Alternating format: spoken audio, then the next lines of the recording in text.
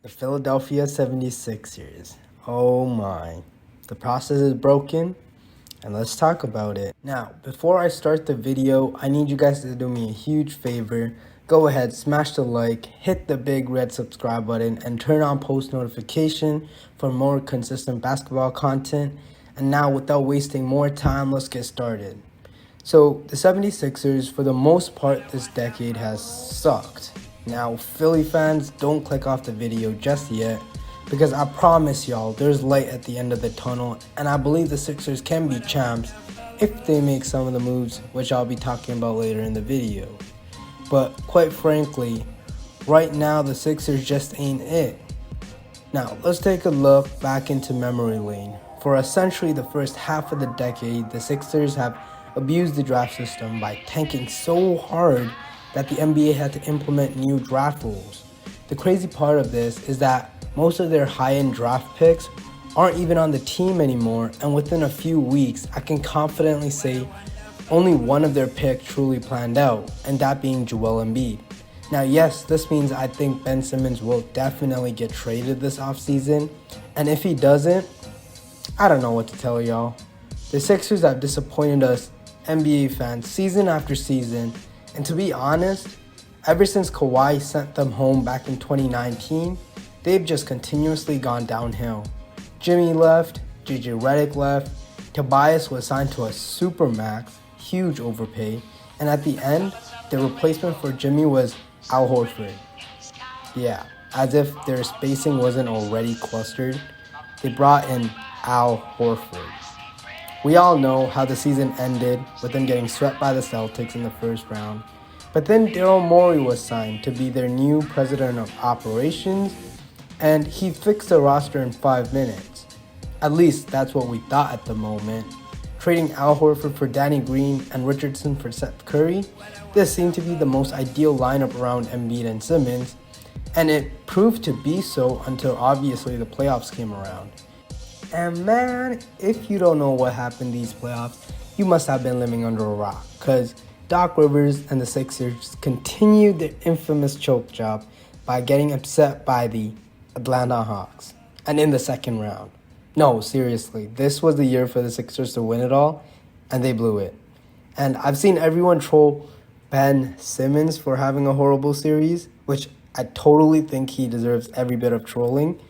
But this actually makes us overlook the fact that the Sixers roster altogether is flawed, and it's time for Philly to blow it up. First, break up the Simmons and Embiid duo, because it's never worked and it will never work moving forward. So I don't know why you would continue to try pushing something that's broken from the beginning.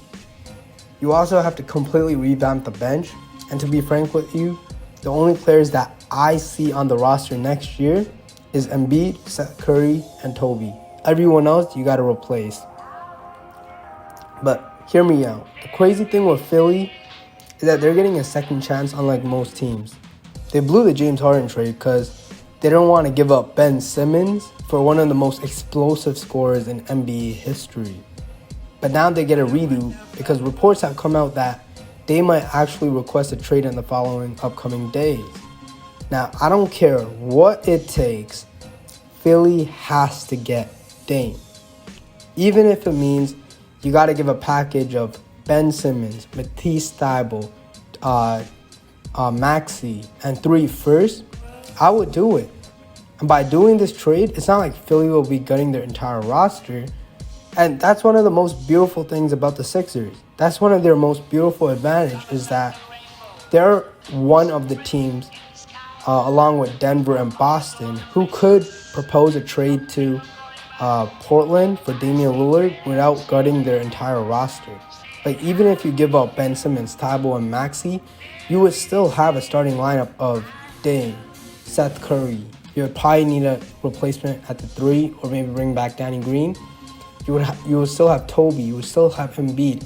And that starting 5 is more than capable of bringing you to the finals. Now you just need to work on the bench.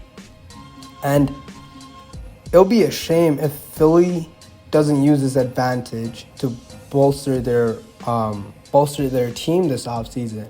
I mean, even if you're not going to be able to get Dame, you should at least try going for like a Bradley Beal. I mean, if you offer up Ben Simmons, Thibault, and Maxey, plus a few first, probably not 3 firsts for Beal. Like, Washington might honestly look at this and say, maybe it's time for us to move on as well and get younger. So having a Beal Embiid duo as well, that's not too bad. You add an instant 30-point per game scorer with an interior beast like Joel Embiid. That's a duo that could bring you to the final and perhaps win it all.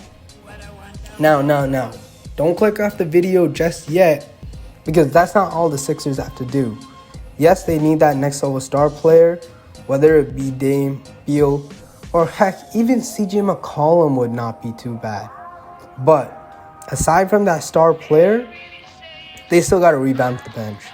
There's not a single reliable scorer off this bench, and that's a mad problem, because in the playoffs, teams that are able to go 7-8 deep are the ones that are really successful. The Sixers, Embiid carried them throughout these playoffs. The only other guys that came up to show was Seth Curry and occasionally Tobias Harris. And if Seth Curry's your second best player, it makes sense why you didn't go too far. Now, this offseason, there are some free agents the Sixers could target to help bolster their bench. And, like, for example, they should be looking at guys like Reggie Jackson, Lou Williams, Gary Trent Jr., who could act like that spark plug off the bench. Or they could even start and send Seth Curry to the bench. And they also need some front court depth, which I guess Dwight could come back. He's pretty cool.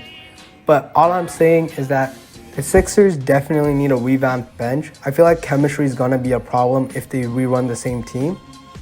And yeah, they got Daryl Morey in the front office. So if he's got to pull out some of his magic.